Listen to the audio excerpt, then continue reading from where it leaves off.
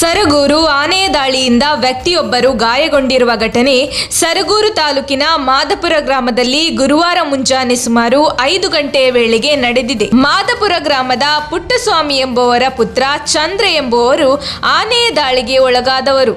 ಸದ್ಯ ಅವರು ಮೈಸೂರಿನ ಕೆಆರ್ ಆಸ್ಪತ್ರೆಯಲ್ಲಿ ಚಿಕಿತ್ಸೆ ಪಡೆಯುತ್ತಿದ್ದಾರೆ. ಈ ಘಟನೆಯ ಬಗ್ಗೆ ಮಾಹಿತಿ ನೀಡಿದ ಮಾದಾಪುರ ಗ್ರಾಮ ಪಂಚಾಯತ್ನ ಉಪಾಧ್ಯಕ್ಷ ಮಲ್ಲು, ಹಸು ಕರುಗಳನ್ನು ಕಟ್ಟಿಹಾಕಲು ಚಂದ್ರ ಅವರು ಬೆಳಿಗ್ಗೆ ಬಂದಿದ್ದು, ಈ ವೇಳೆ ಶಬ್ದ ಕೇಳಿ ಕಳ್ಳರು ಅಂದುಕೊಂಡು ಹುಡುಕುತ್ತಿದ್ದ ವೇಳೆ ಕಾಡಾನೆ ದಾಳಿ ಮಾಡಿದೆ. ಬೆಳಿಗ್ಗಿನ ಜಾವದಲ್ಲಿ ಇಬ್ಬನಿ ಇದ್ದ ಕಾರಣ ಕಾಡಾನೆ ಅವರಿಗೆ ಕಾಣಿಸಿರಲಿಲ್ಲ ಎಂದು ತಿಳಿಸಿದ್ದಾರೆ.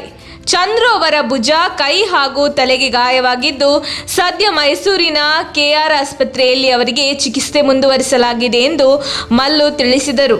ಇನ್ನು ಕಾಡಾನೆ ದಾಳಿಯಿಂದ ಜನರು ಆತಂಕಕ್ಕೆ ಒಳಗಾಗಿದ್ದಾರೆ.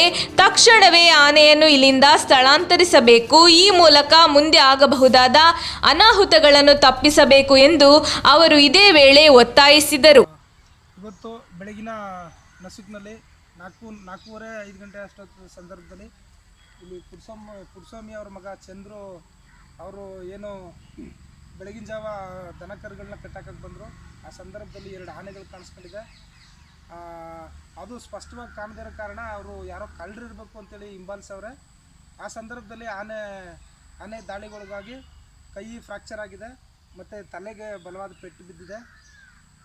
ಇದನ್ನು ಸಾರ್ವಜನಿಕರು ಗಾಬರಿಯಿಂದ ಯಾರೋ ಹುಲಿ ಇರಬೇಕು ಅಂತೇಳಿ ಗಾಬರಿಯಾಗಿದ್ದು ಇಲ್ಲಿವರೆಗೂ ಗಾಬರಿಯಾಗಿದ್ದರು. ಆದರೆ ಒಂದಷ್ಟು ಇಬ್ಬನಿ ಎಲ್ಲ ತಿಳಿ ಆದಮೇಲೆ ಇದು ಆನೆ ಮಾಡಿರೋ ಕೃತ್ಯ ಅಂಥೇಳಿ ಇಲ್ಲಿ ಹಾಕಿರ್ತಕ್ಕಂಥ ಆನೆ ಲದ್ದಿ ಇರ್ಬೋದು ಅಥವಾ ಕೆಲವೊಂದು ಹೆಜ್ಜೆ ಗುರುತುಗಳು, ಪಕ್ಕದ ಜಮೀನಿನಲ್ಲಿ ದಾಳಿ ಮಾಡಿರೋಂಥ ಹೆಜ್ಜೆ ಗುರುತುಗಳು, ಇದನ್ನೆಲ್ಲ ನೋಡಿದ ಮೇಲೆ ಗೊತ್ತಾಗಿದೆ.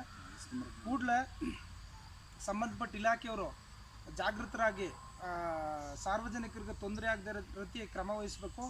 ಆ ಹುಲಿಗಳನ್ನ ಕಾಡುಗಟ್ಟುವಂಥ ಪ್ರಯತ್ನ ಆಗಬೇಕು ಅಂತ ಹೇಳ್ತಾ ಈ ಮೂಲಕ ಆನೆನ ಕಾಡುಗಟ್ಟುವಂಥ ಪ್ರಯತ್ನ ಆಗಬೇಕು ಅಂತ ಹೇಳ್ತಾ ಈ ಮುಖಾಂತರ ತಮ್ಮಲ್ಲಿ ವಿನಂತಿ ಮಾಡ್ಕೊತಾ ಇದ್ದೀನಿ.